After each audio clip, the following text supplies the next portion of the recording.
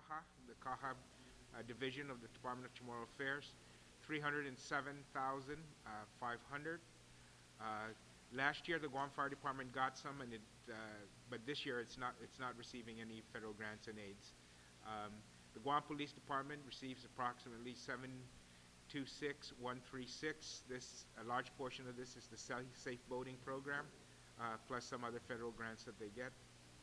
The DISID, Department of Integrated Services for Individuals with Disabilities, through the Vocational Rehabilitation Program, major component of that department receives 2.9 million, 92,651. And the Department of Labor receives, through the identification by the administration, $43,800. The Office of the Attorney General receives 8,509,528. Large chunk of this is the Child Support Division. Department of Mental Health and Substance Abuse receives 225,862. Department of Military Affairs, for the support of our National Guard and Reserve units, receives 1,547,700. The Department of Public Health and Social Services, through the Medicaid program, receives approximately Medicare and Medicaid 26,438,879, and the University of Guam receives 2,943,706 for total federal matching grant and aids to the departments and agencies identified of 48,081,734. So again, that's not an appropriated number, but that is a number available to departments and agencies for their operations and programs. So the revenue available for operations, the summary, the total general fund revenue is the $673,277,938. Provision for income tax refunds of $100 million is netted out,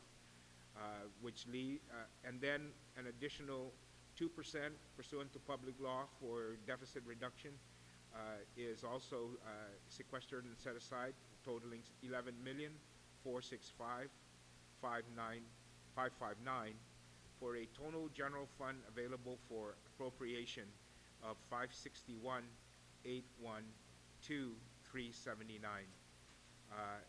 You add that to the total special fund revenue of $161,054,950, and the federal matching grant and aids of $48,081,734, and the grand total available then for the operations of the government, payment of refunds, etc., totals $770,949,063.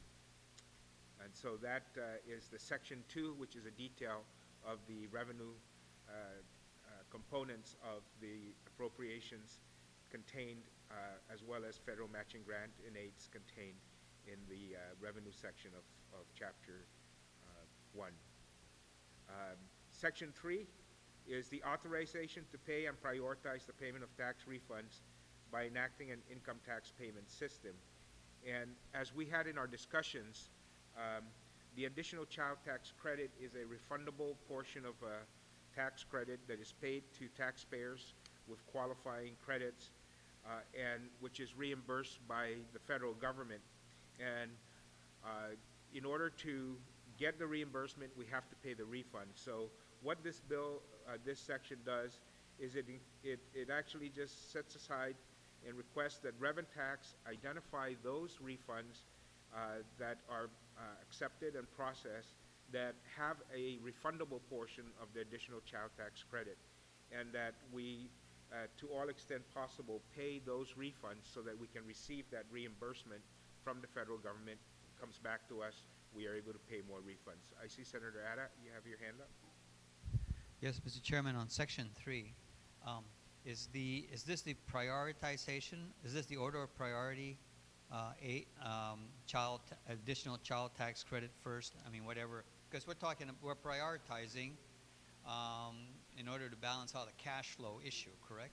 That's correct. That's where we're trying to maximize the outlay of cash that will bring us back more cash. So then, yeah. So it's not clear. I mean, we're saying that these are the 3 credits that are to be paid out, but it doesn't say whether You know, as if a tax refund application comes in, do we pay that first before we pay additional child tax credit or the EITC? It's just not clear. It doesn't mandate that we skip a refund in line. It doesn't mandate that we skip one in line, but it's an intent that we want to prioritize the identification on those so that we know when we can, for cash flow management purposes, we know that when we pay this refund, then we know that we'll get a refund from the federal government. So it doesn't put it ahead of the line. I want to stress that fact. It just mandates that Revenue Tax identify those refunds that have a refundable portion of the additional child tax credit attached to it, so that we can plan on getting that reimbursement back and having that cash flow available. But then you see, then that brings up the issue of if I use my available dollars to pay out income tax refunds, right, then that's the end of that. But if I use the available dollar that I have to pay, let's say, the EITC, then it's a temporary use of local dollars, and then that's going to come back, and then I can use, and I satisfy that requirement, but then that dollar comes back, and I can then use that to satisfy the income tax return. right. Yes, I agree with you, Senator Adder, but we wanted to kind of not go. We're aware of the rule that Revenue Tax has been using to defend itself in the lawsuit is that it's first in, first out. And so we really didn't want to mandate and skip people that may have filed their taxes first, but we wanted to mandate Revenue Tax to identify those refunds for planning purposes of when that tax dollar is going to come back. So we didn't want to change those who file first according to the date gets paid when their number comes up. And so this is more of the allowing for cash flow planning by the administration and the government.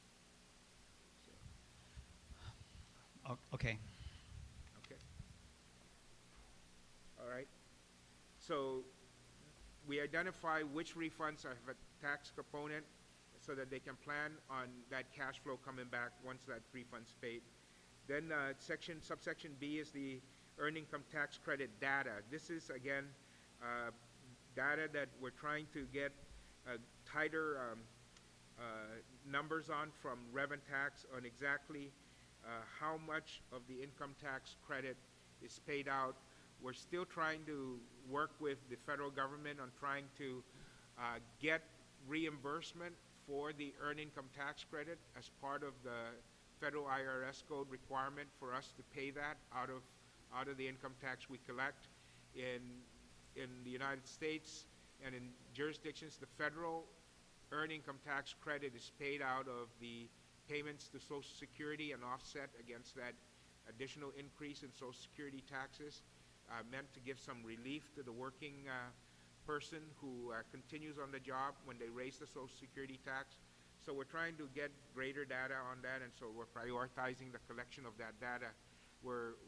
I have personally met with representatives of the Department of Treasury, IRS, to try and convince them to give us a cover over, at least for the refundable portion of the earned income tax credit, like they do with the additional child tax credit, where they reimburse us. But the better data we have, the better collection we have of that data, the better case we can make. So this section, again, is requesting that we collect that information, have it ready and available for our use.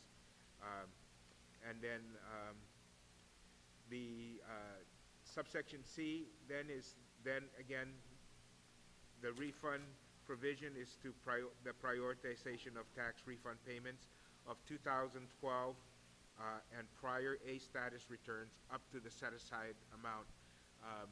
This is really kind of putting in this here based upon that recent law we passed by this body, that before they were saying you put the money in the set aside the provision for refunds and you can pay next year's taxes. We're saying you can pay the 2012 taxes from the provision as soon as you deposit them and older. So before, remember the governor was arguing that he couldn't take that money that was there because he was saving it for next year and he couldn't use it to pay 2011 taxes. We made that change in the law, in a bill, so that he was able to release that 30 million.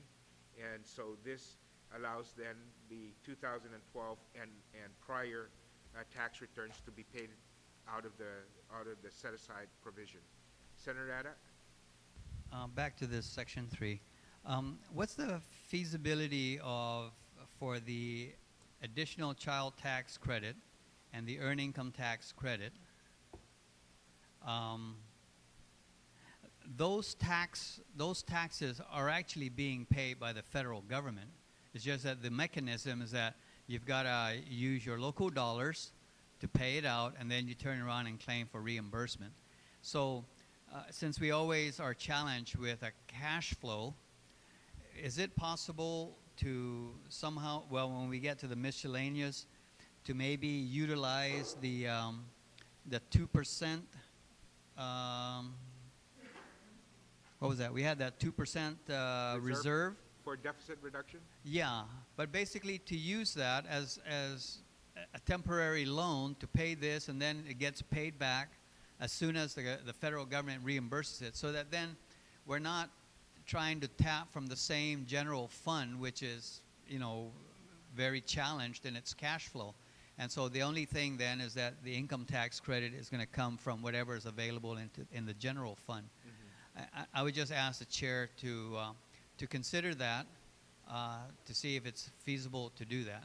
Okay. Okay. Yes, thank you very much, Senator Ada. We will certainly work on that.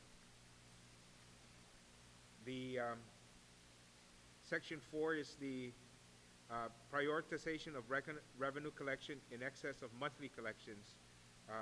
Subsection A is for income tax refunds. Within 30 days upon enactment, the Department of Revenue shall provide a full accounting of the total income tax liability and shall be submitted to Imagalahin Guahan and the Speaker. And that's like, right now they're saying it was 30 million, we're going to pay 14.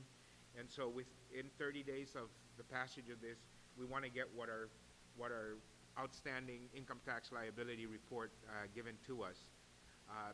2 has the Bureau of Budget Management create a general 12-month revenue budget based on revenue estimates in Chapter 1, Section 2, relative to a statistical weighting of historical collections by month, by collection category in the general fund, combined comparative statement of revenues report. And then the report shall be submitted to Imagalahin Guahan and the Speaker of the Legislature. This is just language that's contained in the budget from last year. When you get your revenue collections, and that's really what this is. When we say we're going to collect 561 million and we're going to spend 561, we say we're going to collect 30 million of that in October, 20 in November, 70 in April, because that's when everybody pays their income tax refunds, and so forth. So it allows us then to, for cash flow planning, know when we're going to collect the money and release the allotments then requested by the departments and agencies. So this is a continuing language that was contained in the last budget. Subsection 3, the monthly revenue collections in excess of the monthly revenue budget. In the report from the category in Chapter 1, Section 482 of this Act, from the categories defined in Chapter 1, Section 5C of this Act as income tax revenues are hereby appropriated for tax liabilities defined as individual income tax refunds and interest and corporate income tax refund and interest, and are prioritized according to Chapter 1, Section 3C of this Act.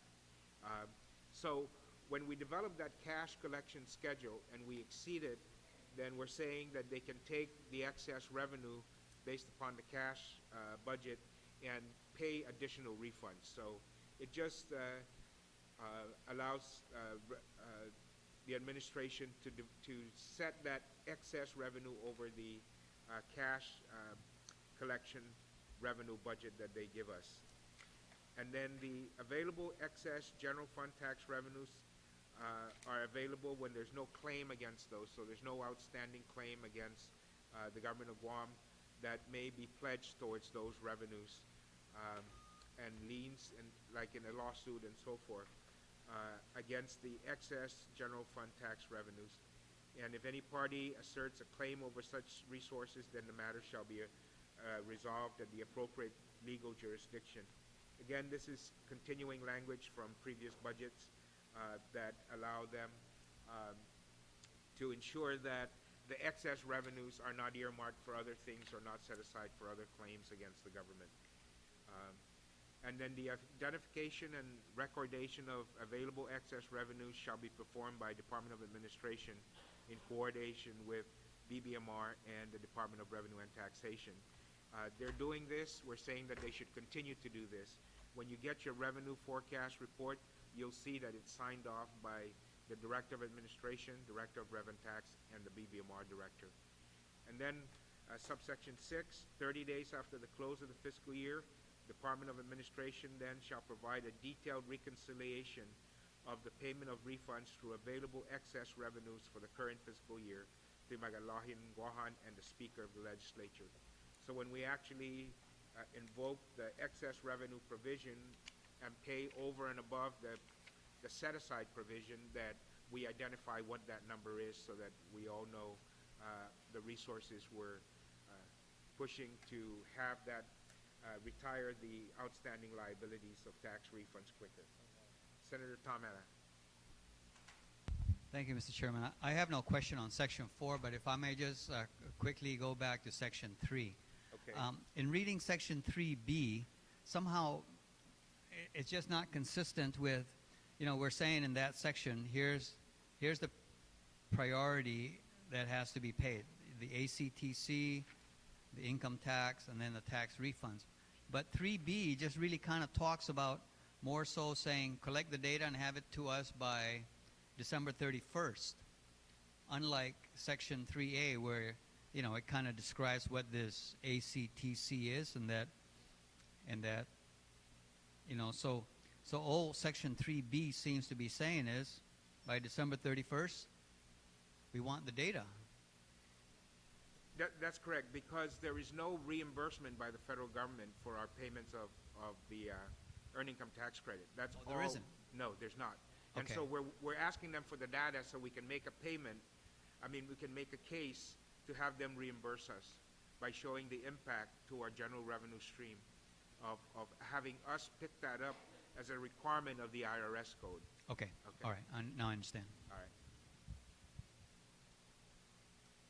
Section 5 is the prior year obligations and future obligation proposals. 5A is that the excess available general fund tax revenues that, notwithstanding any other provision of law, the monthly revenue collections in excess of the monthly revenue budget in Chapter 1, Section 4A2 of this Act from the categories defined in Chapter 1, Section 5B of this Act as general tax fund revenues shall be appropriated for the payment of prior year obligations and future obligations proposals as defined and prioritized below. So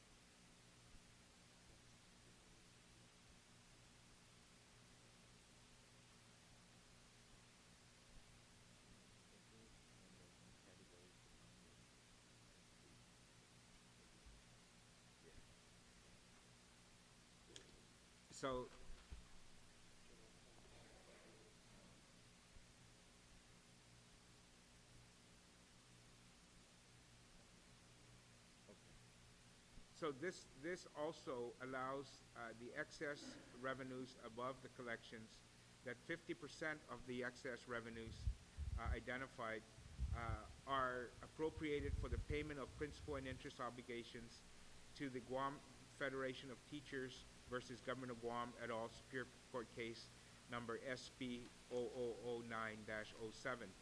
These are prior year obligations that have been identified, and we are dedicating additional excess revenues to retire these obligations first.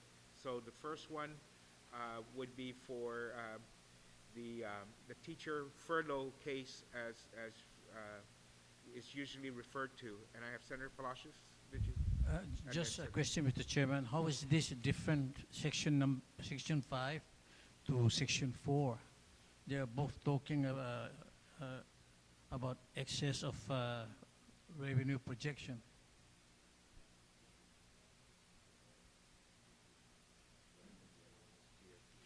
Yeah. The difference is the first one was the income tax, excess okay. revenues of income tax Okay. collections. This one is excess revenues of GRT collections. Okay. So we distinguish those two revenue streams. Thank you, So Mr. the Chairman. income tax, excess collections in income tax go to pay the refunds. Okay. Excess collections in GRT goes to pay for these prior year obligations. Thank you, Mr. Chairman. All right, thank you. Senator Respicia. Thank you, Mr. Speaker. How are excess collections being handled now? Because It should be this same process, because this is a carryover provision from the last budget. yeah. So, do you know if they're putting money aside to pay for that Superior Court case? So regarding the Guam Federation of Teachers v. Government of Guam. So this is existing law and it's being restated. Yeah, Is this being ignored right now? yet we know that they have not set aside any of those revenue collections that were identified as being ahead of projections towards any of these. We know that they have not. They have, for whatever reason, used that excess revenue collections where they're saying they're paying off a claim of that excess revenue from the consent decree order by the judge, or something to that effect. So they really haven't followed this to the T, that they've been able to apply that excess to other obligations instead of these. Have you been able to quantify if they've been following the current law? How much would have already been generated for item 1, item 2? Well, we were And ahead. We were ahead of projections. Collections were ahead of projections, and adopted revenues up to like the 4th or the 5th month. So they really should have taken a portion of that excess. And at one time we were ahead by about 8 million. Yeah. By about 8 million. At least 8 million right now. We were been ahead of projections. I guess then maybe we can start thinking of what How to or a consequence of not following this. tighten this a little bit more. Yeah. Yeah. Okay, thank you. Okay, and then subsection 2 is 40% of the excess collections shall be appropriated for the reimbursement of the Internal Revenue Service make work pay overpayment liability pursuant to the March 29, 2009 Memorandum of Understanding between the Department of Revenue and Taxation and Internal Revenue Service. If you recall, when they instituted the make work pay credit, we received from the federal government, because that reduced the withholding of the worker, and the impact to our collections on our withholding tax was approximately 36 million estimated over the 4-year period. And we received that cash from the United States, one of the first times we've ever received a make whole provision from a reduction in the federal IRS code that affected Guam negatively. So there was an appropriation, but we had to reconcile that after the income tax returns were filed and how many people claimed that credit. Because while the credit was available, not everybody claimed it. And so that make work pay program expired. We have now processed all of the refunds that claimed that, and we got 36 in cash up front to pay for that, for the refund, for the make work pay credit, but the total claimed was only 26 or 24. So we actually have to pay back the federal government for that advance in cash that we got. And so we don't have a payment plan on that yet, so we're saying that excess revenues collected we should reserve some of that because we know for sure that's going to be a liability. And then 5% of the revenue collections identified shall be appropriated for the payment of principal and interest of prior year obligations to employees identified in the report in Chapter 1, Section 5F of this Act. And that, again, is we're asking the departments and agencies to give us a report of promised pay, settlements, overtime unpaid of all the employees that have provided the service and have not received payment. And we're going to try and set aside these excess revenues to retire. That's all part of the deficit. When we say we have a deficit, the deficit doesn't only consist of money we owe vendors. The deficit consists of money we owe employees that have performed the work under the direction of their supervisors, and we haven't paid them. And so we're trying to attack that problem as well when we talk about the deficit. Senator Yamashita. Speaker Ben, I really thank you for doing this. I think it's a real clever way of addressing, particularly a DOE, the prolonged saga of a lot of court cases that have kept, and these people are dying. And so I do really appreciate this. I just hope now that the different departments will provide the information as requested. Yes. So thank you for doing that. Thanks. And we actually, I don't know if it was from excess revenues, but I do know that, through intervention, that we've been able to get a couple of employees paid. They're long overdue, and the governor has used, the idea that there's a provision that allows us to do that in the budget. I don't know if it's from excess revenues or he's just tired of me bugging him, but a couple of employees I know have been paid for prior obligations. We're trying to put a system in place so that it's not dependent on us bugging somebody, but there's a system in place to address it. Okay. Subsection B, general fund revenues defined as revenues reported by Department of Administration on a cash basis for the general fund. Available revenues for the purpose of this act represent cash or cash instruments with a maturity of not less than 90 days that are available and earned by the government within the current fiscal year. Subsection C then is excess general fund tax revenues are available for expenditure, once again, when no third-party claim has a claim against it, encumbrance or appropriations or liens. These are all carry-forward language from two previous budgets, so we're continuing that system that we put in place, and the identification and recordation of the excess revenues shall be performed by the Department of Administration and then be provided in reports to the Office of Finance and Budget.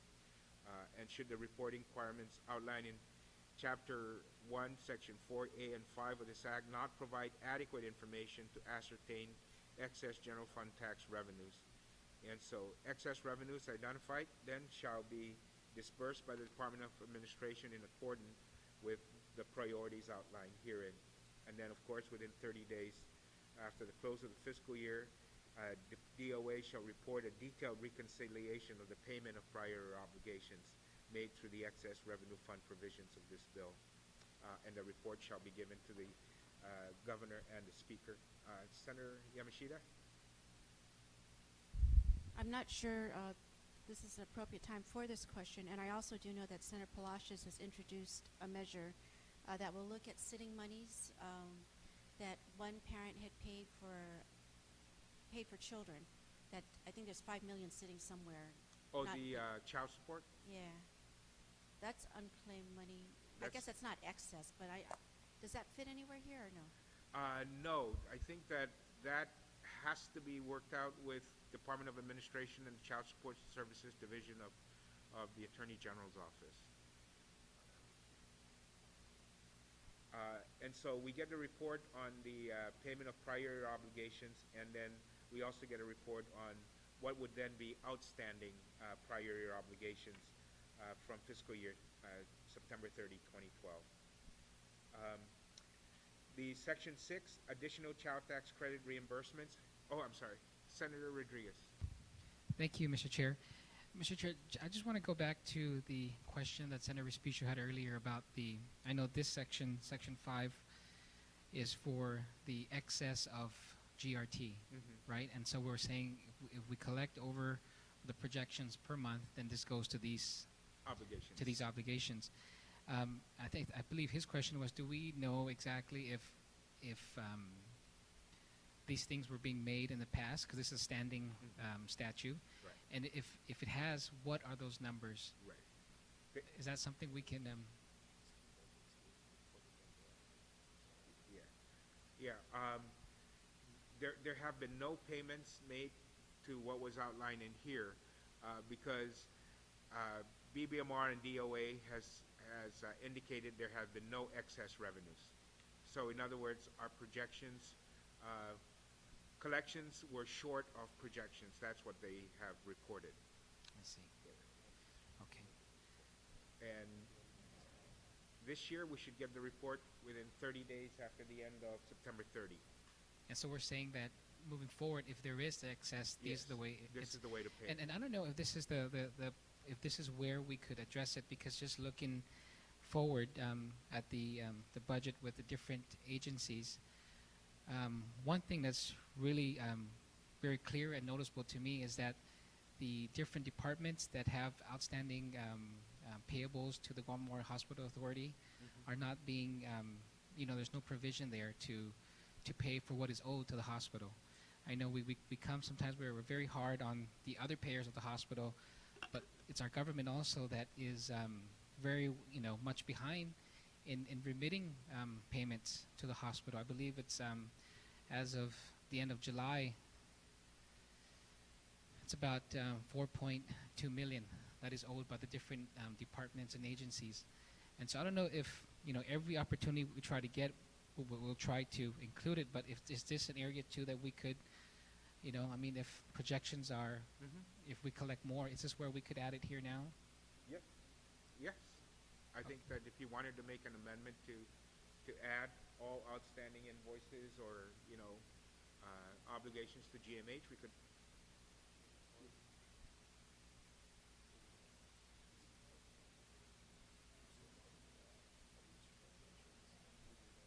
Yeah. Or if we could bookmark it, and then we'll come up with the appropriate language, Okay. because there is about maybe 10 departments that are broken down here that are owed, Okay. that owe the hospital, so we Sure. can, and then we'll come Yes, up with the we language. can come back Okay. to that when you prepare Great. your amendment, so we'll note that. Great. Thank you, Mr. Chair.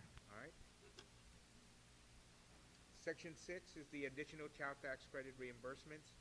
90% of the additional child tax reimbursements shall go directly to pay more refunds, which goes into the income tax refund efficient payment trust account, and then to be paid on the A status refunds. The interest earned stays in the fund the way that the fund was set up, and that then they can use that to hire seasonal employees to assist with the processing of income tax refunds during the peak tax season. Senator Blas, I see your hand up.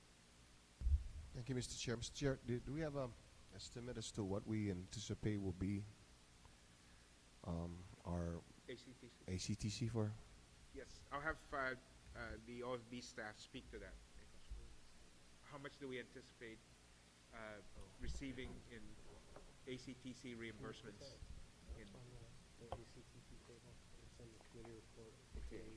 It's in the committee report, but we'll put it up and then we'll walk through that. Okay, so in the committee report, Exhibit 10 on page 168, we'll put it up on the screen for you. It's it shows a table of ACTC claims made and reimbursements made by tax year and also by fiscal year.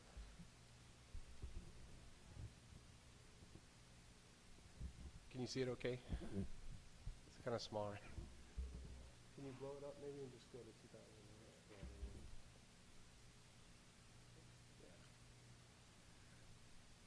Okay, so the top table is all the reimbursements that we've received by fiscal year on the left-hand side. And then going across the top on the banner, those are the tax years when the claim was made. So, for instance, in tax year 2011, we received $13 million in ACTC reimbursements in fiscal year 12 of tax year 11 claims. Does that make sense? And so what you see on the bottom column under grand total, those are all the reimbursements we've received by tax year claim. And then right below that, those are the actual total amounts of claims made by tax year. And then simply by subtracting one from the other, the last row has all the potential reimbursements that we can collect if we pay all the refunds for those tax years. And the total amount available to us is $23.7 million. And that's and that's also including the tax year 12 estimates. So that includes next year's filings of $16 million. So that's pretty much it, 23.7. So if we paid the provision for refunds of 100 million, if we pay the reduction in this budget that is set aside then appropriated to pay the 2011 and prior, brings our total income tax refund payments next year to about 116, 120 million. About $23 million will be reimbursed to us through the additional child tax credit from the federal government. So that's the maximum we can receive next year, because those are the outstanding claims that haven't been paid out. The reason why you have some from 2005 is because those refunds that were filed are probably problem refunds. So there's information needed to support the claim, and then the taxpayer hasn't responded to revenue tax on those. So there's still, residual refunds even with all the bond payments going back as far as 2005, but they're minimal up till about 2011, 2010 is when you have any kind of. So this won't subtract from the 100 million that we're setting aside? No, this adds. Yeah. Now Yeah. that goes to my next question then would be, what do we anticipate would be how much we would need to set aside if we were to pay out all tax refunds I think per that year? if when we get the updated report, we know that if we paid the $14 million, if we pay the $14 million this week, we will have 16 million left of past due refunds. This budget bill provides an additional 14 million to pay those past due refunds. Senator B.J. Cruz's appropriation out of the Section 2718 fund provides 4 million. So if we pay with the 14, pass this budget with the additional 14, plus the 4, we would have paid, we should have enough resources to pay all past due refunds. So, and then we can, every dollar then that we set aside will be used to pay for those income tax returns filed next year for tax year 2012. So beginning October 1st, every dollar we deposit into the income tax reserve account should be for next year's refund of this year's tax year, but next year's refund. Okay, thank you. Okay.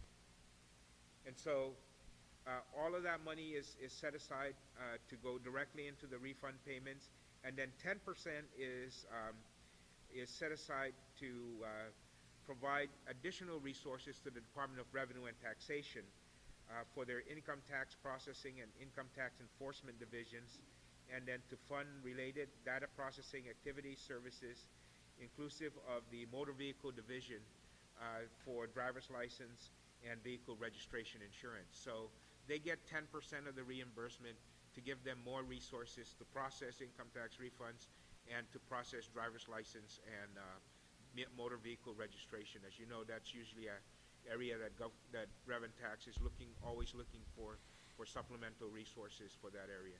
Senator Blanc. Well, I'm looking at, if you were to take Section A and Section B, no less than 90 and no less than 10. Right. If Section A is no less than 90, shouldn't Section B say no more than 10?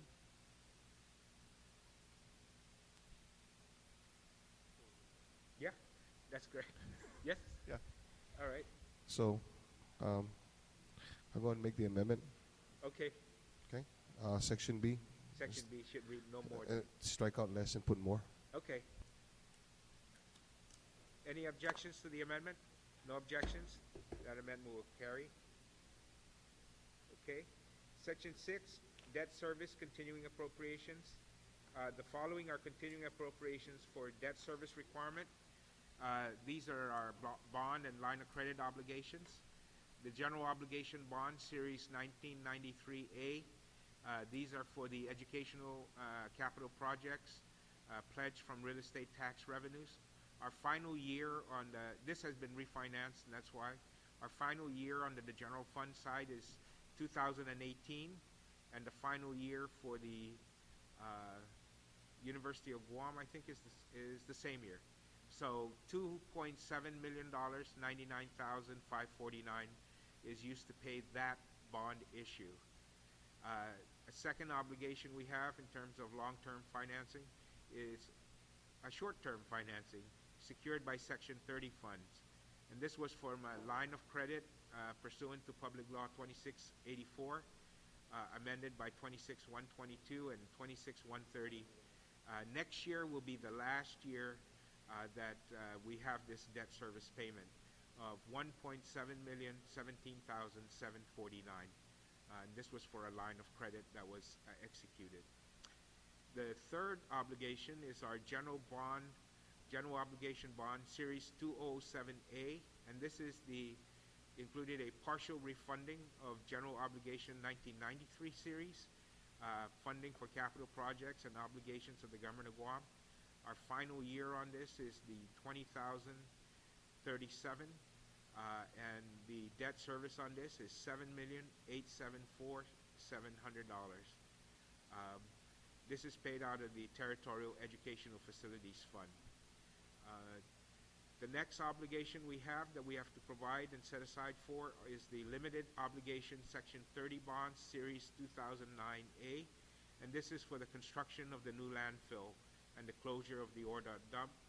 Our principal payment that's due on principal and interest payment is $15,672,706, and the last year for this is, we're just starting on it, is $20,035. Part of this is paid for out of the Solid Waste Operations Fund of $11,980,000, and the other part of the debt service is paid out of the general fund of $3,692,212, and this is the portion dedicated for the closure of ORDOT.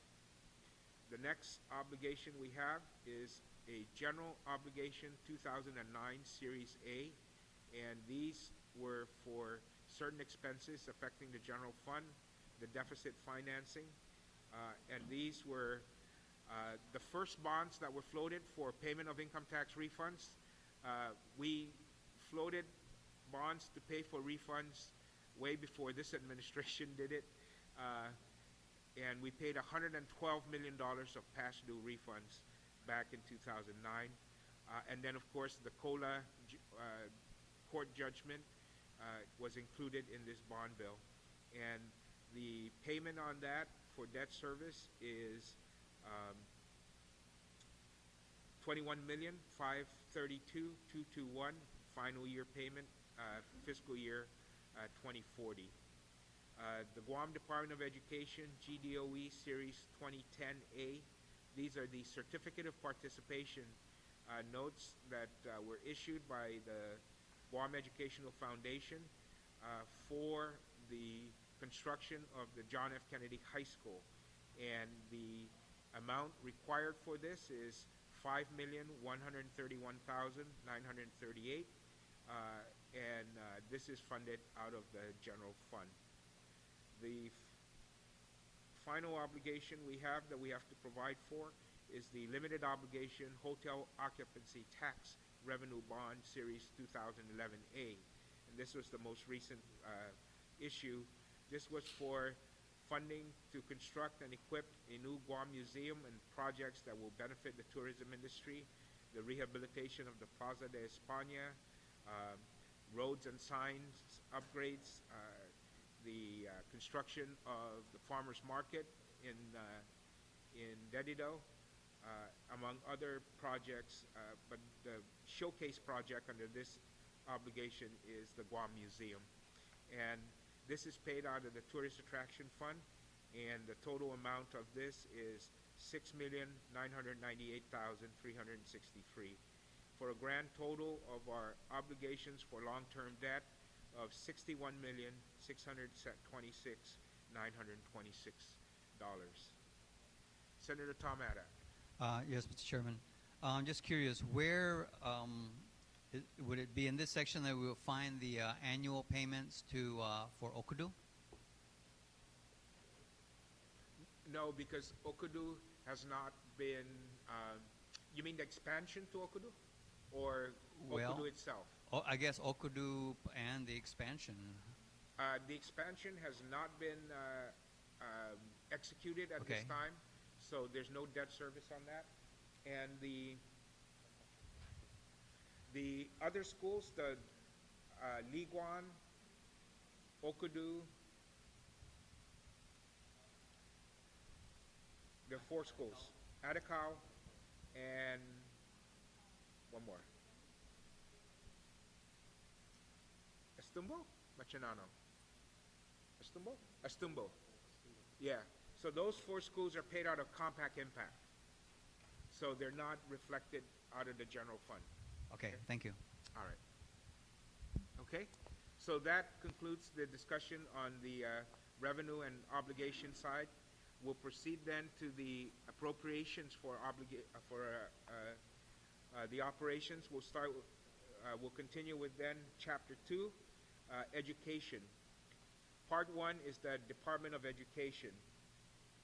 Legislative findings and intent represents the perspective that we have with regards to the funding for the Department of Education. In fiscal year 2013, the executive budget request submitted by Magalanguahan, the DOE appropriation levels were funded below fiscal year 2012 authorized level expenditures. However, DOE is not expected to spend all of its appropriations. Legislature Guahan's intent is to prioritize education by maintaining the funding levels of GDOE in fiscal year 2013 as status quo from the 2012 authorized expenditures. So the budget that you will have here that shows the appropriation will provide DOE the same resources being provided under this fiscal year. Then there's and the amount that is being appropriated contained in Section 2 of Chapter 2 is $212,730,361 is appropriated to the GDOE Operations Fund for fiscal year 2013. Of this amount is composed of $182,627,406 from the general fund, and this is including of the advance appropriation from Public Law 3175, and that's the $2 million for the purchase of textbooks. So this 182 is inclusive of that, and then $30,102,955 from special funds, and then it is the intention of the legislature that the appropriation be expended in accordance with a cash disbursement schedule required by 52101B and in accordance with the object classifications outlined below. Much like the executive branch, Department of Education comes with us after we pass their appropriation level with a cash budget that says of the total appropriation they need, this is how much of the appropriation should be spread out and allotted to them over a 12-month schedule. And personnel and object classic categories will receive $169,257,541, and their operations budget from object class 220 to 450 of $43,472,820 for a total operational appropriation of $212,730 361. Comments and questions? I have Senator Chris Dueñas. Mr. Chair, I'll continue to review the details. However, last week I requested a copy of the current arrangement with DOE and its current third-party fiduciary. And if I'm not mistaken, I stand to be corrected, I believe that during this fiscal year that contract will expire. And I don't see an appropriation contained within the Department of Education's budget request. I would imagine we would deal with that as it arose. However, I'm wondering and would ask to bookmark this area in consideration of some of the comments made by the new superintendent today in the media and ongoing emails and discussions that I have had with the superintendent, that there's a strong belief that our Department of Education can assume once again the roles and responsibilities of executing its fiscal responsibilities, both local and federal. I know that the comments today and some emails that I've received have shown extreme favorable results, barring at this point not a written outcome of USDOE's visitation to Department of Education. And I would just present, Mr. Chair, that this could be an amount upwards of $4.5 million, which could be much better spent on our classrooms and our school children and the needs of the department. So I would just ask, Mr. Chair, that we continue to review and evaluate that on the basis of, at least the way it's currently structured, that funding could come or have to come from the Department of Education's budget. So I ask for that, Mr. Chair, as we go along to bookmark and as I continue to review the contract and the implications, but also just to continue to also applaud DOE for really great strides in taking care of their issues along with the high-risk status. So thank you for that, Mr. Chair. I'm sorry. Thank you very much, Senator Dueñas. Any other comments? Speaker Wampat?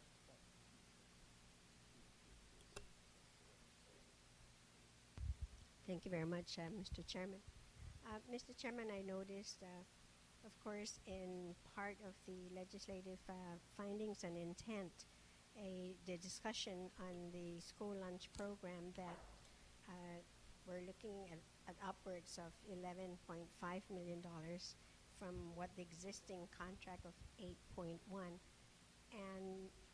And although in the language, of course, the request is for the department to go out and do another search, I suppose, to get RFPs for that. Am I correct then by looking at on page 17 where you've indicated a $11.1 million appropriation, that would be in response to the need of the possibility of it going up from an 8.1 to 11.5?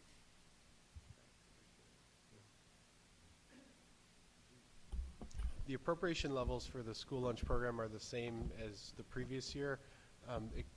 It's comprised mostly of the school lunch reimbursement from USDA, and the $10 million figure for the federal reimbursement came from the new vendor.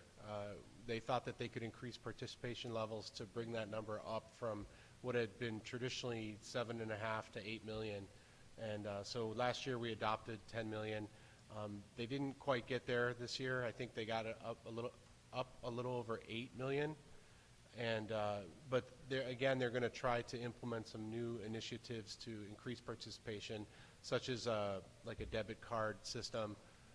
And things like that. And so we left the estimate for the federal reimbursement at 10 million, and then the additional million comes from the school cash collections for the school lunch program. So those are just consistent with last year's levels. In the intent, what is in there is just the contract for the food service vendor only. So there's other additional costs in that school lunch program. Those costs are just related to that contract only. Okay, thank you. Is it all right, by the way, to move to the different sections, or are you just taking it section by section, section 1 and then 2 Yes. on education? As long as it's in the same chapter, I think we're Oh, okay. okay. Because then the question I have is on page 18, then that deals with the textbook. And I know we normally do advance appropriations, and for this school year was supposed to be 2 million. They've not expended, of course, the 2 million because the 2 million was never given to the department to order the textbooks. Now we're talking about 1.5 million. Is there language here in other chapters where, well, hopefully we would hope that 15% reserve would be released so that they can order then the $2 million worth of textbooks, and then in addition for this year with the new appropriations 1.5 to be able then to purchase textbooks? Or are we just going to leave it at the 1.5 for the upcoming fiscal year and never have that 2 million unless there would be a carryover for that 2 million? At the last EFSC meeting, the Educational Finance Supervisory Commission meeting, BBMR had indicated that they will release 85% of the 2 million. So we expect that DOE will be given that appropriation. So that would be then added to this appropriation, which would.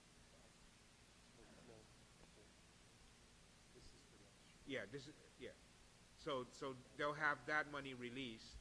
So we don't need to carry forward because they're saying they're going to release at least 85% before the end of this fiscal year. And Yeah. I mean, and the reason for 85% rather than the full 15? It's their reserve. Is but another it's something that reserve DOE and BBMR are working on getting that released. And then this will become available as an advance appropriation. Okay, so this new would be an It wouldn't advance replace that appropriation. one. Okay. That one wouldn't replace this. All right. Thank you. I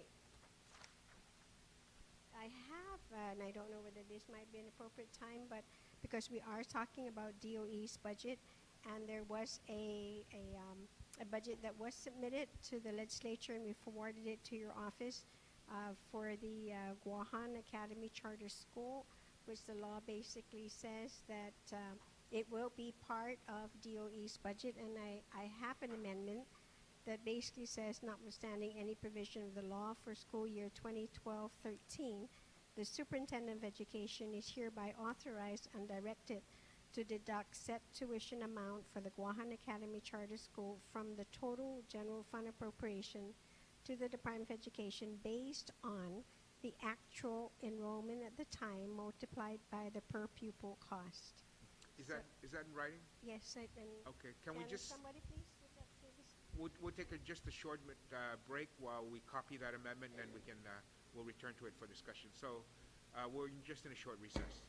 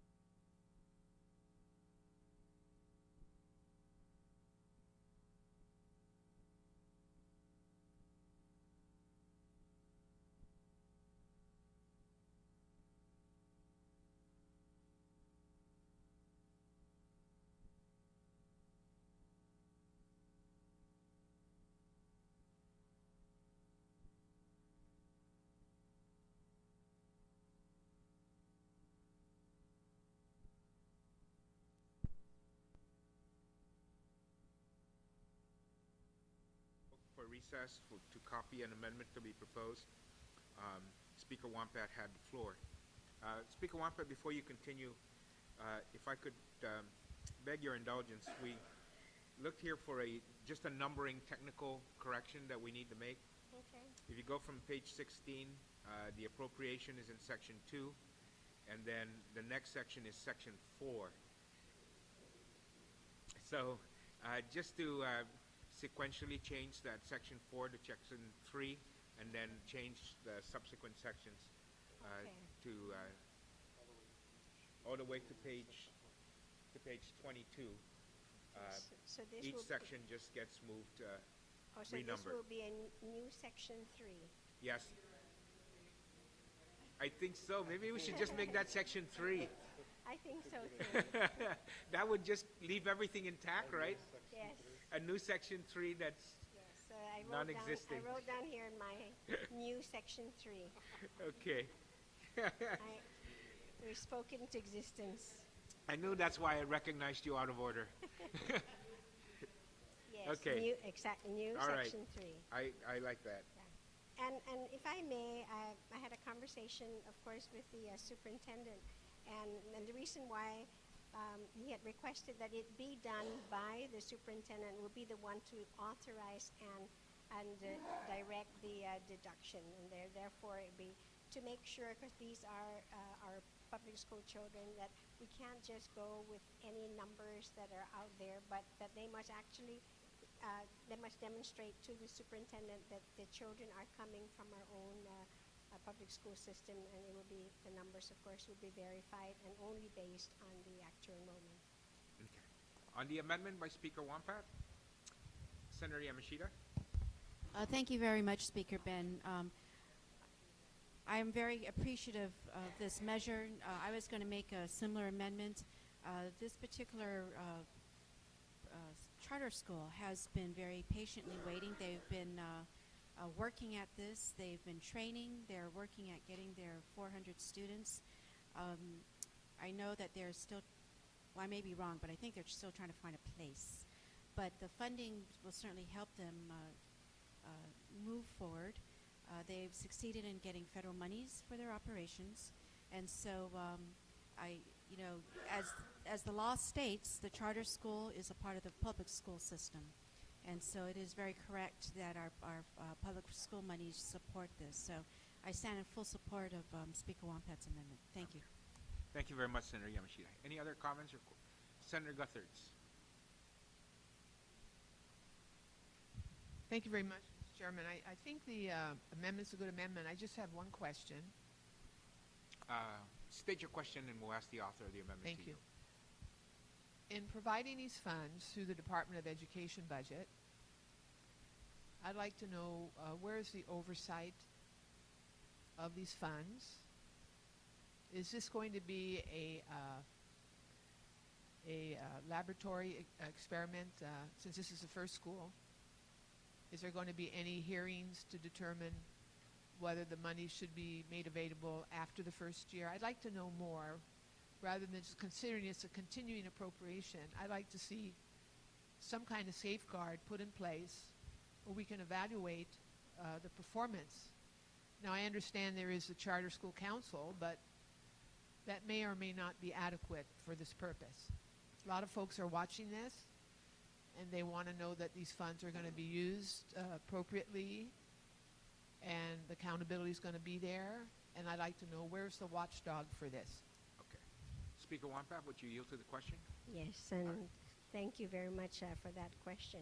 I had, of course, a conversation with the superintendent about this, and the superintendent saying that because the children are coming from the public school system, and these are public monies, that the superintendent has requested, and we are preparing language for this as well later in the administrative provisions, that there will be greater than accountability and involvement of the superintendent himself in the chartering to make sure that there is this accountability.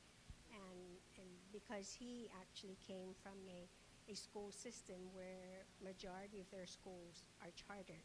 And so he's bringing to the table his experience, and he's providing us the language that we would like to present later on, because we have the same concerns, because we want to make sure, yes, that we all want this to be successful, but at the same time we want to make sure that whatever monies, of course, we're going to be using to support the charter schools, that the monies are used wisely, that there is accountability. That's the whole focus of charter schools, is accountability, making sure that goals and objectives that they have set, that they want to achieve, and when they achieve it, the charter then continues. When they don't, of course, then there's no granting of that charter, and that's not, of course, what we want.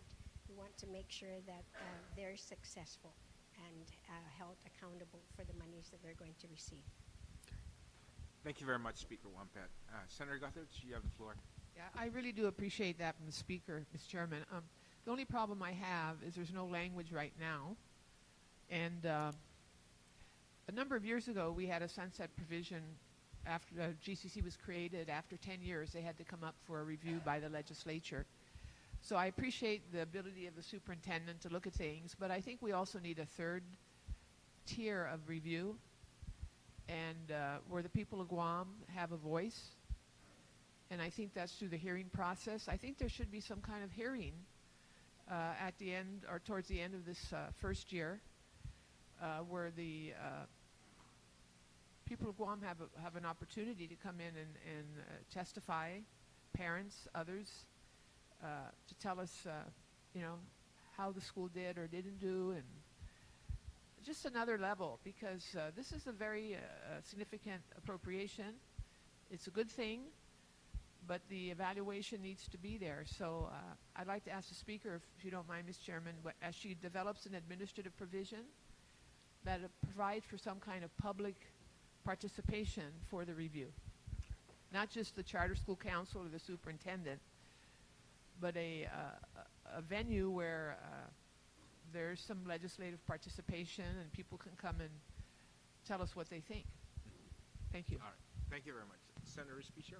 Thank you very much, Mr. Speaker. Mr. Speaker, I also support the amendment, but my question is, how are we going to determine the per pupil cost? Because if you look at some schools' operating budget, their maintenance is already paid for, like with the municipal lease backs and others. So is there something right now that shows the per pupil cost? And have it equitable, because like I said, in some schools, like with the 4 schools you just mentioned, the maintenance is part of that municipal leaseback program, and in other schools, maintenance is part of their budget. Right. Yeah. I don't think there's anything in statute right now that sets the way the formula will be calculated. There isn't one formula. When the bill was being it was going through the public hearings, one of the forms that the department sent to the legislatures, they listed then all the, depending of course whether it's elementary, middle, or high school, that if there was going to be a charter school, that they were looking, they had calculated the cost, which is a very simple cost. They take the total budget and they divide it by the total number of students attending that school to determine what the cost will be. Now, that's not necessarily a true cost, because it would vary from school to school, because if you get schools where there are maybe more teachers with master's degrees or doctoral degrees, then they're higher up in the salary scale versus maybe a school with all bachelor degrees teachers.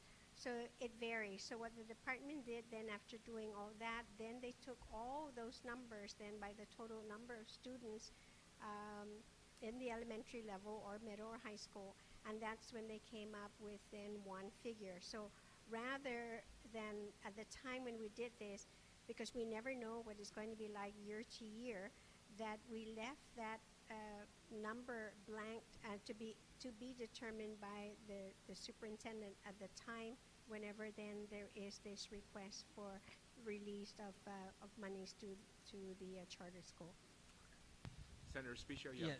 Then couldn't if we have an idea, how much the tuition will be to attend the Guahan Academy Charter School, can't we just say that in this amendment?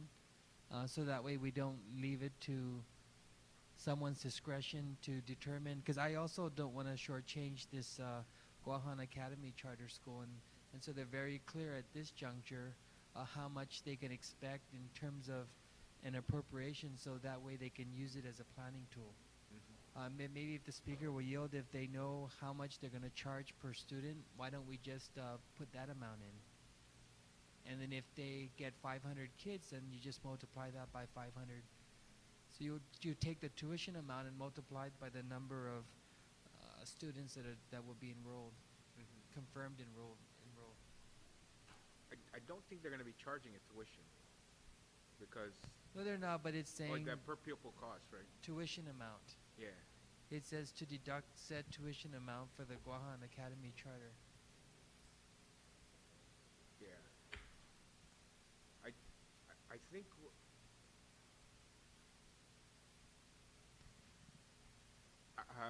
Speaker Wampat on that. They don't, yes. So are you right? So we should just scratch out really tuition because it's not, they don't charge a tuition. It's a, whatever the per pupil cost. The danger here, of course, of actually putting a specific dollar amount, like I said, is that it varies every year. When teachers are allowed to transfer to other schools and then it reduces or raises their budget numbers. I think the only safest thing, of course, may be to make sure that they are able to operate, and the safest, I guess, number or amount would be the safest, let's say, is that, because I at least have not seen, but I can go back and pull out the records, but that was, again, from 2 years ago, that it's not less than $5,000 per child. But it would vary, like I said, we had a school where we had children at $15,000 per child, versus others that may be at 5, 6, 7, or 8. So there's really no one set amount.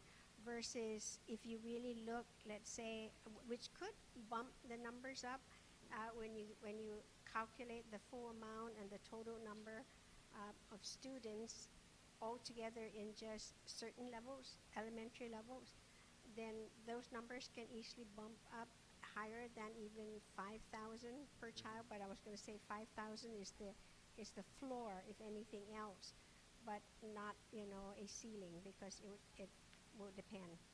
So I mean, I don't know if the senator wants to feel comfortable that at least there be a floor and nothing less than that then per child. Okay, can we maybe just take a short recess on this? How about we direct the superintendent and the board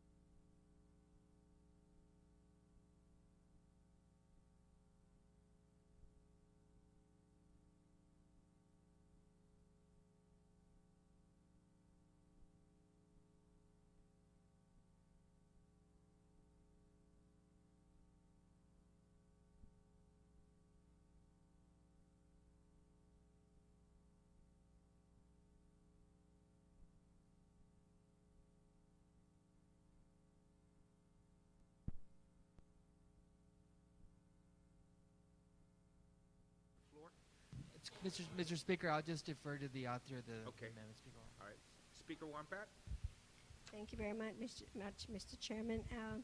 If we can, on the amendment where it says tuition amount, to delete those words. Okay, so Speaker Wampat wishes to amend her amendment? Yes. Okay. So delete the words tuition amount and then said SAID and add in 5,500 per enrollee. Okay. So on the amendment to the amendment, to delete on the second line of the amendment, set tuition, insert the words instead, 5,500 per enrollee for the Guam Academy.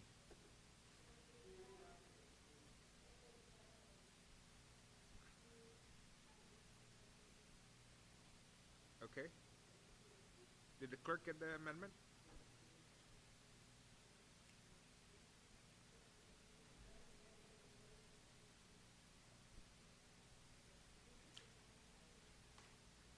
Okay, Speaker Wampat?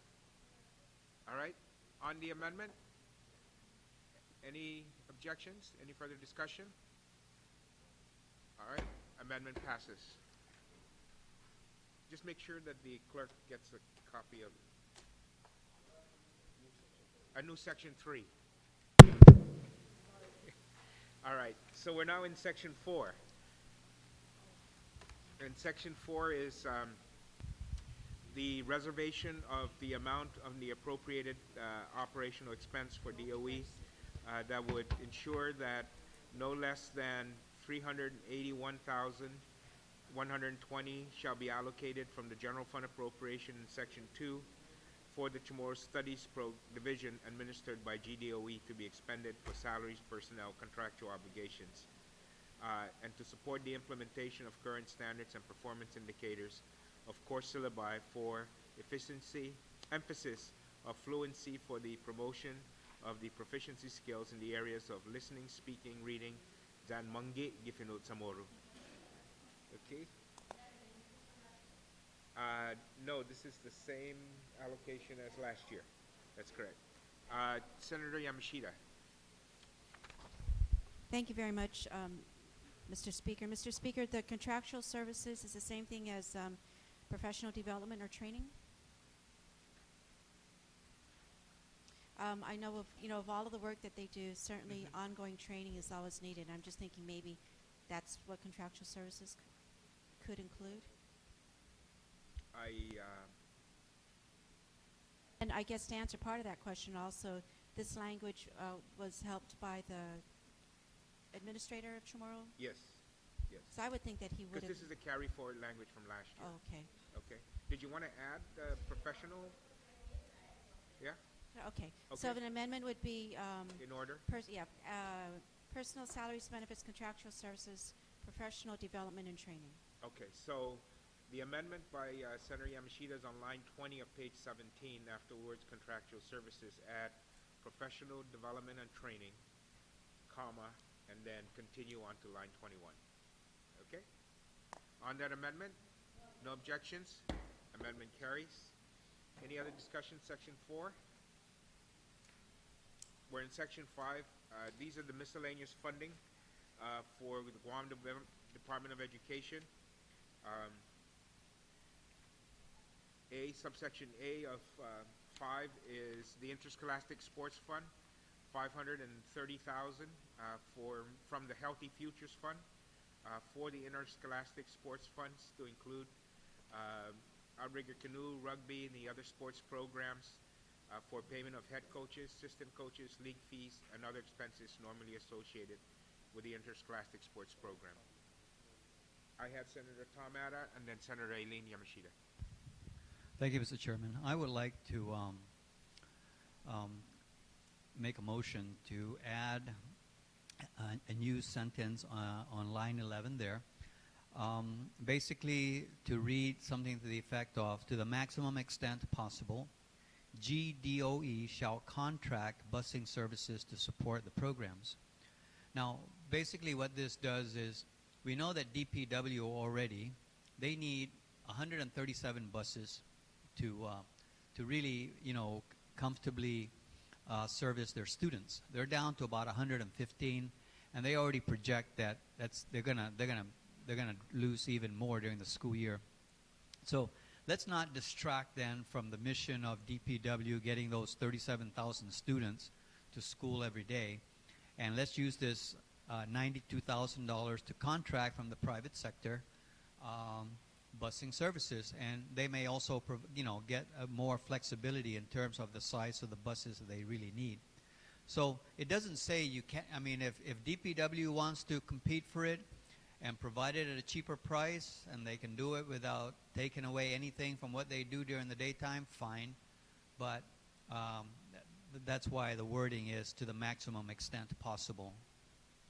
So that would be my amendment, Mr. Chairman. The amendment would read, at the end of line 11, at the sentence on page 18, at the sentence, to the maximum extent possible, GDOE shall contract busing services to support the programs. All right. Thank you very much, Senator Ada. I have Senator Gutherts.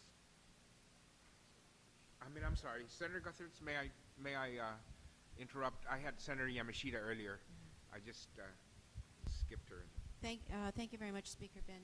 Speaker Ben, I have a question. The $530,000 goes to support the Interscholastic Sports Fund, and does that typically supposed to include uniforms and gear? No, these are for coaches, athletic directors, referees, and so typically the players would fundraise to yes, to do that, and that's an acceptable. I know very little about sports, so that's an acceptable practice. Okay. Thank you. Okay. So, Senator Gutherts. Yeah, I with respect to the proposed amendment. I'm sorry. Yes. I'm just wondering. It says shall.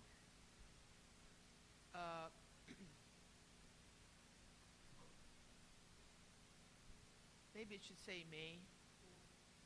If you say shall, then you're basically telling them you have to contract with private companies.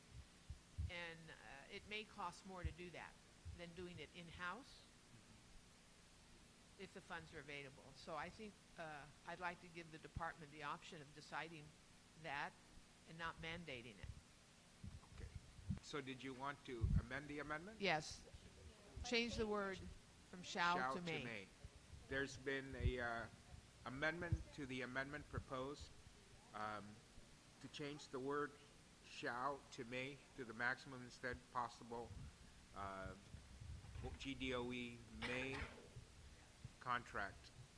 So I have Speaker Wampat on that, and then Senator Yamashita.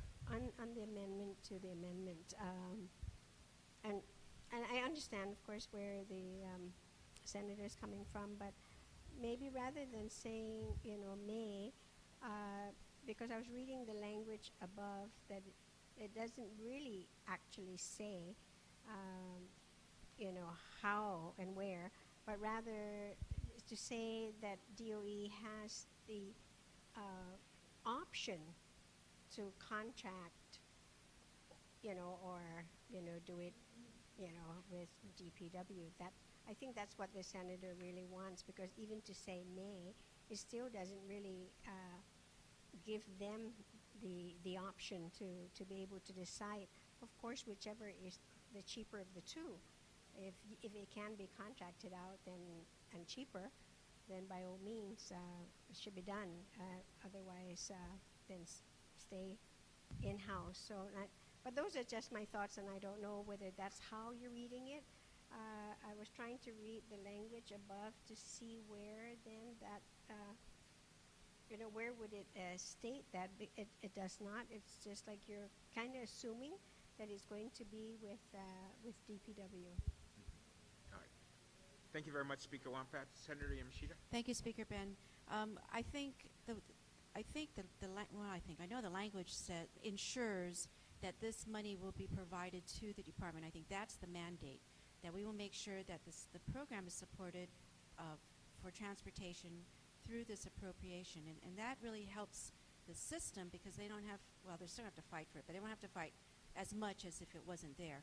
The option happens with the amendment that was just passed, and all that option does is encourages them to outsource or to open it up to everybody, not just DPW.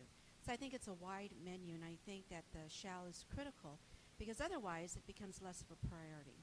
And the Interscholastics program, as the author of this amendment knows, really helps many of our students. So, thank you, Speaker. Thank you very much. Any other speakers on the amendment to the amendment? Senator Respicio. Yeah, thank you, Mr. Speaker. Mr. Speaker, do we have any idea right now what their current busing situation is to support the interscholastic sports? Because I don't imagine DPW getting involved in something like this when we were just when we just seen GDOE do an RFP to procure the leasing of buses for the upcoming GW double session. And Yeah, I'm not familiar with the current operation of busing services for. yeah, so interscholastic. I mean, I'm saying maybe we should leave the word shall, so that way this thing will be outsourced, and DPW and Director Brown won't feel that this is another mandate on her department. And I'm just tired of getting scolded by her. I bet you feel the same way. All right. Yes. All right. Any other speakers? Senator Gutherts.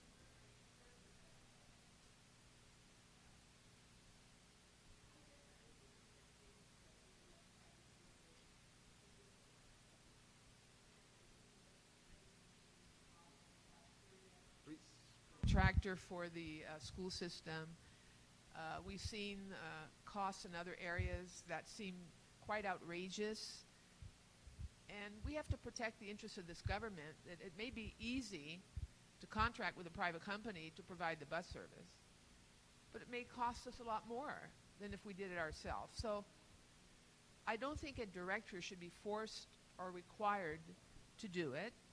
If this doesn't force the director to do it, then she should have the discretion as to whether or not to do it. And I want to make sure the amendment that was offered by my colleague gives her that discretion, that she's not forced to do it, especially if it's going to cost more than it should, if they do it themselves. So my goal is to ensure that the Department of Public Works is able to provide the service, if that's what the intent of the legislature is, by providing these funds, and provide the service at a reasonable cost and not a cost that is out of line, that could occur if perhaps not done by the department. So the director should have the discretion. If this allows the director to have the discretion, it's not compulsory on the part of the director, then that's fine with me, and I can withdraw my amendment. Okay. Thank you. So you're withdrawing your amendment? Yes, as long as that's the understanding, but I'd like confirmation if that's the understanding. All right. Yes, Speaker Wampat? To share some of the facts, I guess, that actually happens around interscholastics is that, and it has been the practice, of course, is that DPW will be the ones who would take the children normally to where the games are going to be at. But most of the time, though, right after that, it's really the parents who are there who now take the kids back. So DPW does not even, their buses don't really even bring the children back to the school. So, and I don't know whether that's a form of some type of savings to bring the dollar amount, of course, to $92,000, because when you really think about 12 buses currently that are being used to run beyond the hours of the bus drivers is overtime up to about 3:30, 4 o'clock. So beyond that, when interscholastics is happening, then that's when the overtime kicks in. So, and I'm just trying to think, $92,000 for a whole year would really be a savings, yes, if that is done by DPW, because they don't transport the kids after the games. Right. Versus now when you contract it out, of course, it would be, the contract would be to and from Right. the games. So, and that just looking at a 90-day window right now for just the double sessions, it's $150,000. So, and so I mean, I know she withdrew her amendment, but you know, we just don't want to make sure that we're forcing now the department to make it that they must just go out and do it. I think the department should, like, the maximum extent possible to really find the best deal, you know, for our children and not be forced one way over the other. And I don't know how that language reads right afterwards when you say that they shall contract it out. Because when you say you shall, that means you're going that route only to contract it. Yeah. Senator Ada, on your amendment, as Senator Gutherson mentioned that she would withdraw her amendment if the intention of your amendment is not to mandate that they outsource, but that if it's feasible, economical, etc. Can you just respond to the question of, is the intention to mandate that they outsource, or is it not? Well, I think using the term shall indicates the preference, but then I preface that by saying to the maximum extent possible. But I think we should change the word to even make it tighter, to the maximum extent practicable.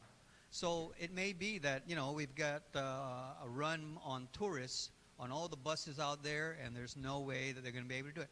Now, if DPW is going to be providing it, DPW is going to say, hey, somebody's going to have to pay for the overtime for the drivers. Somebody's going to have to pay for the fuel. So they contract then with DPW in essence. But, you know, if DPW's prices are higher than what the private sector can provide, then they should go to the private sector. So it's not going to lock them in, but we're just, I think, stating that preference. All right. So is that satisfactory to you, for you to withdraw your amendment?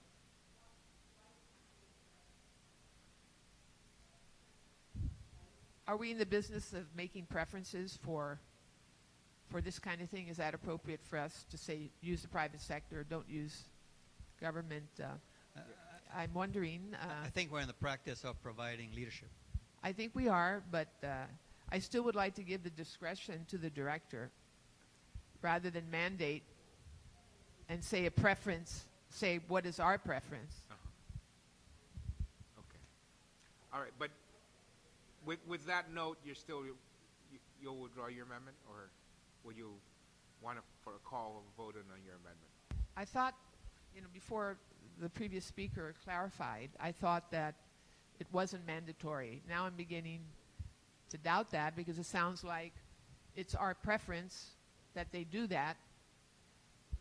And I'm not sure. Okay.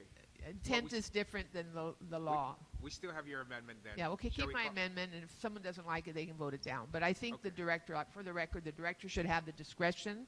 It should be a tool available to the director based on costs. On the amendment to change shall to may, all in favor? Yes. Yeah, you said. All right. The amendment fails. Okay. Senator Ada, did you want to change to the? Yes, just that one word, Mr. Chairman. Okay. Instead of saying to the maximum extent possible, it Change should it to read to the maximum extent practicable. Practicable. Practicable. Right. Yes. Not practical. Practicable. Practicable, yeah. Yeah, okay. So on the amendment, the request by the author to amend his amendment to change the word possible to practicable. Okay? Any objections? No objections? The amendment carries. Okay?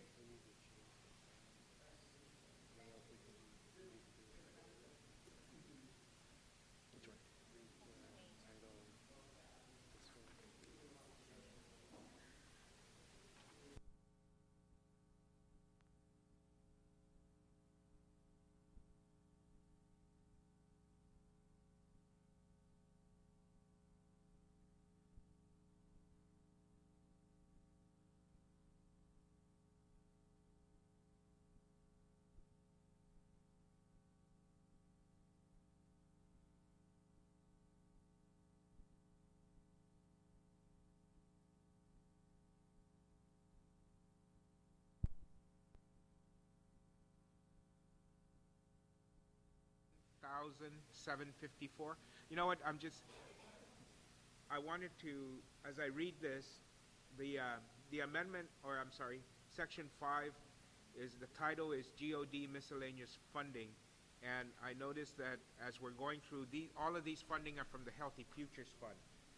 So if I could just indicate to the body that we would make a technical amendment on the title of Section 5 to GDOE Miscellaneous Healthy Futures Fund allocations, because all of the appropriations are coming from Healthy Futures, okay? So any objections to that technical amendment? Subsection B then, fiscal education activities. Did I see a hand up? $279,754 for health and physical education programs, intramural sports, and similar activities. This is our effort towards the fight on obesity in our school-age children. Okay. Section 6 is the JFK Maintenance and Insurance Agreement. The sum of $1,568,000 shall be allocated from the Territorial Educational Facilities Fund appropriation in Section 2 for the payment of the JFK Maintenance and Insurance Agreement. This is a new requirement with, of course, the new campus. Speaker Respicia? Thank you, Mr. Speaker. Was this a new requirement, or is this part of the existing contract? And the reason why the contractual amount was so high was because of the requirement to have a maintenance contract. That's correct. I mean, it's a new appropriation in the budget. It wasn't there last year. It was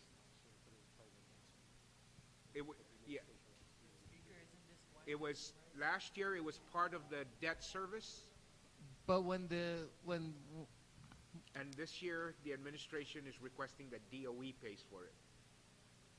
But at the time they were discussing the construction of JFK, and one of the criticisms for the contractual amount being so high was because of this maintenance agreement attached to that, and that's why. And I thought the current bond that they floated was paying for this. No, this was an allocation by the administration, and it really is quite expensive when you look at it, because under the 4 schools that we have, the reservation for maintenance is about $1 million. And for now, this is just for one school, this for one is just campus. for one campus, the JFK campus.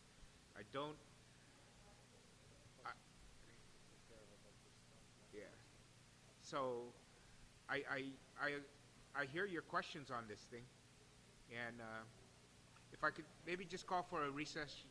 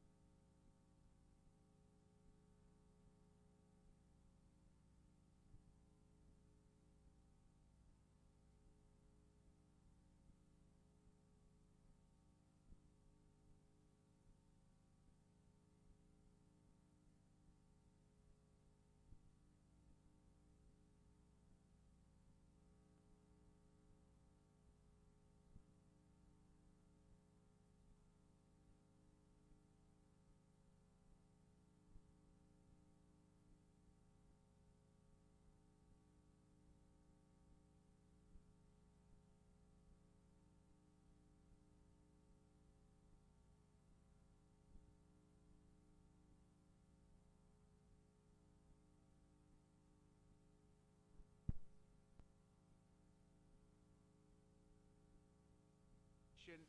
Senator Respicio had the floor when he finished, and I now recognize Senator Judy Guthertz and then Senator Chris Dueñas. Mr. Chairman, I think this is outrageous. This is not favorable to the people of Guam. This is something new that I believe is not in the context of what was originally agreed upon. And I'm very reluctant to support this. We've been taken for a ride on the JFK project. If anything, this should be renegotiated because it's not favorable to the people of Guam, so I recommend we not include it in the budget at this time and get more information. Thank you. All right. Thank you very much, Senator Guthertz. Senator Chris Dueñas?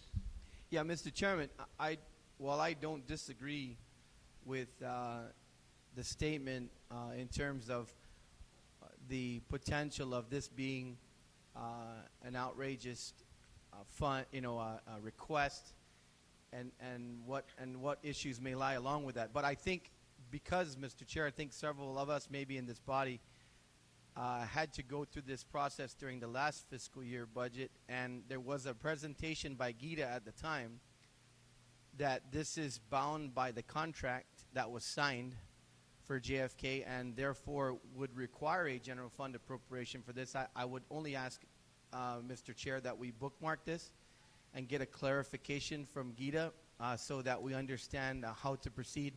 But I do agree that this has been questionable from the beginning.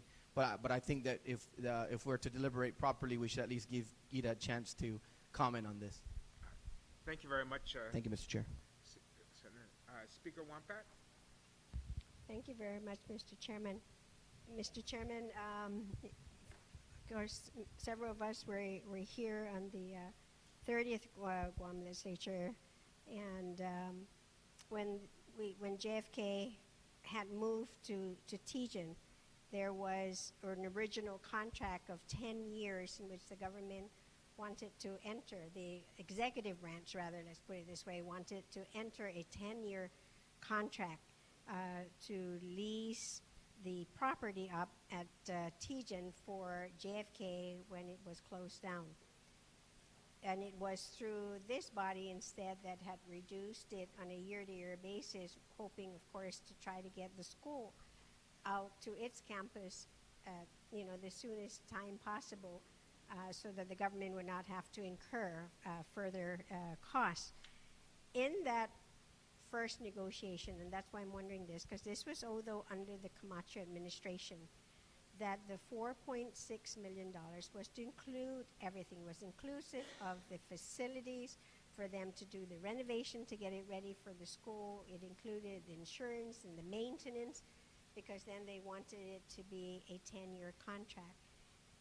This new administration has then decided to say that they want to continue this contract. And in their negotiation or renegotiation again after JFK had moved out, and this is where something got lost in that negotiation, because our understanding at the get-go was that the longer the contract was supposed to be between the government and Cortec, is that the amount would definitely be less. That we were looking at $4.6 million, all-inclusive, I guess, of the insurance and maintenance. But if it was going to be shortened, then that's where they wanted then to add the additional $1.5 million for the insurance and maintenance. So something is wrong here, and I agree with my colleagues when we say that we need to kind of dog-ear this so that we can be able to find out and come back again, because this is a lot of money, $1.5 million to Cortec, and then yes, who is this for? It says payment to, IBC, I'm sorry, IBC. And our understanding is that it is all part, should be all a part of the debt service, very similar to what we did with Compact Impact. And we're talking about 4 schools under the Compact Impact at $1 million.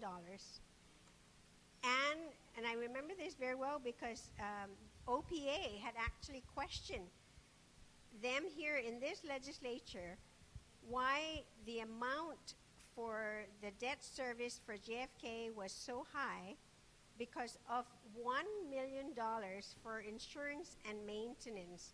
But now we're seeing $1.5 million.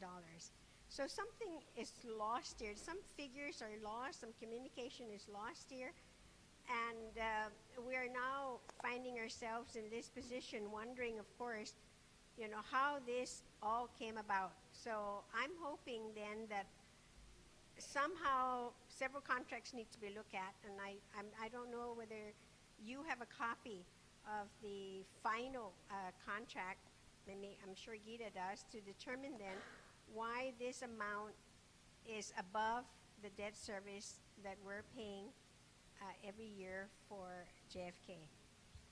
And we have some real concerns here because $1.5 million is a lot of money that can definitely go out to restore GCC's budget, the university's budget, DOE's budget, the hospital's budget, so many others who definitely can benefit out of this. Thank you very much. Okay, thank you. Senator Mabini first. Thank you, Mr. Speaker. I just have a question that's related to this. I have up on my screen a copy of the committee report, and if you might have a copy on page 14 of the committee report, it reflects the same exact dollar amount, but it identifies it as a TEEDS and lease maintenance and insurance. Is that a typo, or is that a carryover? That was from Okay. the executive budget. Okay, that's from And the so executive. when we asked them, is this the TGen or the JFK, they indicated that it was a mistake in It their was a budget. correction. That it Okay. really should be JFK. Okay. All right. The new JFK campus. Okay, thank you. Yes. Senator Respicio. Thank you very much, Mr. Speaker. Mr. Speaker, in your opening and when you laid out the rules of engagement, you've advised us that if we wanted to increase appropriations in one area, we have to find a corresponding decrease. And since this matter is objectionable, at least to the few that have spoken up so far, and what we believe was or should have already been part of the current contract with the government of Guam and with this company, going back in this budget, we see that, for example, the judiciary is facing a $1.3 million cut. And so if we're looking to try to offset some of these cuts from other areas, I think it is prudent that we delete this and let them come back and fight to put it back in versus it being in here and there's really no justification at this point. And so I support the motion to delete this and maybe we have identified more money to try to bring the judiciary up to the budget that they're requesting. Okay. Is there a motion to delete? I believe from Senator Guthers. I think she recommended. She didn't This actually sounds make like a motion to me. She recommends a motion to delete. I don't think she Well, what's made the one. difference? Where is she? I think we need to clarify that. I did not hear her make a motion.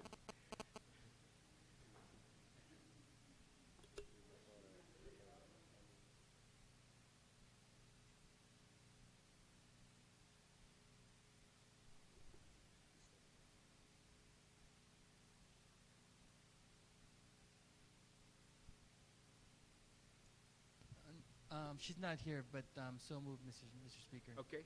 There's a motion to delete Section 6 of Chapter 2. All discussion on the motion? Yes. Senator Yamashita. Thank you, Speaker Ben. I certainly support increasing the judicial budget as long as we ensure that 100,000 of that goes to mental health court. But I guess that's a different discussion point. What I would like to know is if this is deleted, the amount of money that may be needed for maintenance at the John F. Kennedy new campus. So you're saying that's addressed as a part of something else? No, I'm not saying that. Oh. I'm not saying that. This request was submitted by the administration for maintenance of the new JFK, maintenance and insurance payment for the new JFK campus.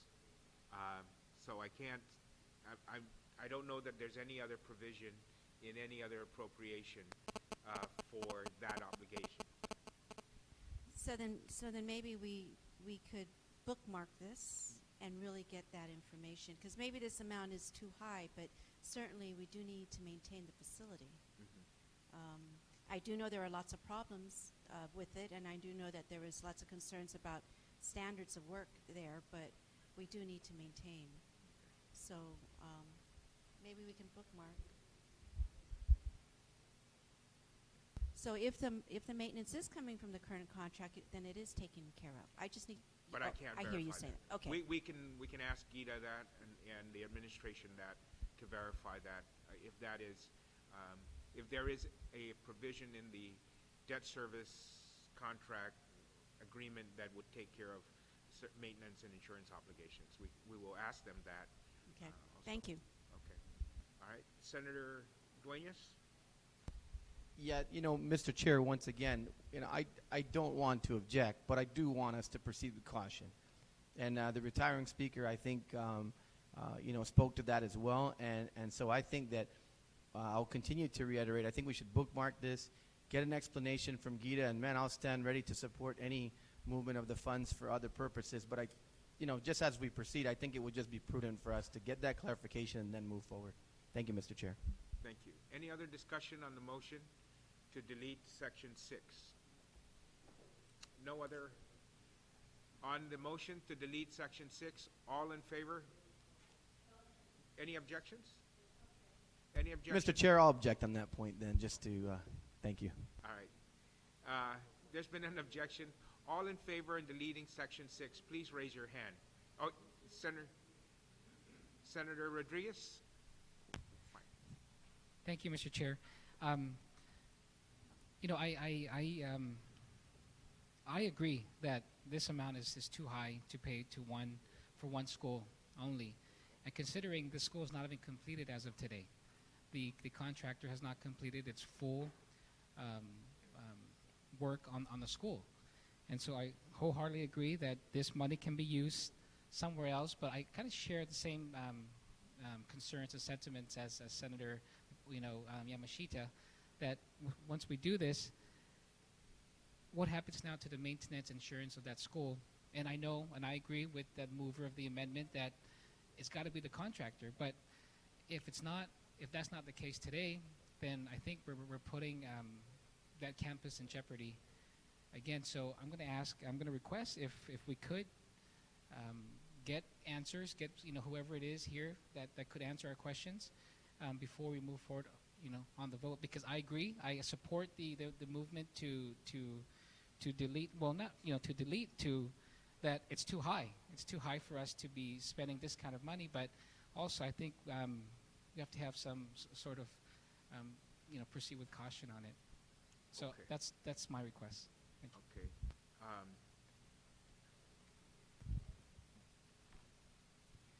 I'm not sure how we can handle your request. Senator Barnes, we'll allow you to speak on the motion. Mr. Chair, thank you for the opportunity. I just want to share that even as we look at this 1.568 million for the JFK maintenance and insurance agreement, I was listening to the speaker from Maina, and she was looking at the committee report, and she had noted if it was for the Tizan campus or for the JF campus, and that the administration had noted that it was an error and that it should have gone to the JFK new campus. And just based on our discussions on the inclusion of the maintenance and the insurance and all that, while the building was, while the new JFK building was being built, I too want to say that I support the deletion of the 1.568 million. I understand that DOE can use it elsewhere for other projects and programs that they have within their department. But I just want to say, I just want clarity to make sure. And as I support the efforts of deleting it, I just want to make sure that we're not taking it out and it's not for the right thing. So if we could just be double sure, maybe that amendment would be to just table this or bookmark it then and get a clarification from the committee Or, to Mr. check. Mr. Speaker, this motion will accomplish both objectives. I move that we recess till 9 a.m. tomorrow. Yes. Is that okay? Yes, that's and fine then by with me. that point, we can figure this out, whether we're going to delete it or table it. There's a motion to recess until 9 a.m. tomorrow. No objections? We're in recess.